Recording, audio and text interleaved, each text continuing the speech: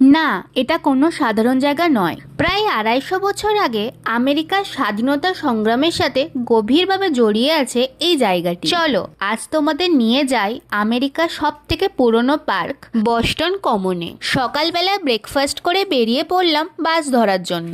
প্রায় 15 মিনিট পর পৌঁছে গেলাম ট্রেন স্টেশনে। ট্রেনে 4টে স্টেশন পেরোনোর পর পৌঁছে গেলাম সেই ঐতিহাসিক বস্টন কমনে। 1634 সালে তৈরি এই পার্কটি আমেরিকার অনেক ঐতিহাসিক মুহূর্তের সাক্ষী। 1775 সালে আমেরিকার স্বাধীনতা সংগ্রামের সময় ব্রিটিশ সেনারা এই জায়গাটিকে তাদের ক্যাম্প হিসাবে ব্যবহার করত।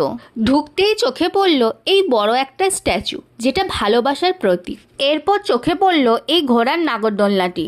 আমাদের ওখানে মেলায় তো এগুলো প্রায়ই দেখি, কিন্তু আমেরিকাতেও যে দেখতে পাবো কখনোই ভাবিনি। হাঁটতে হাঁটতে চলে আসলাম বস্টন পাবলিক গার্ডেনে।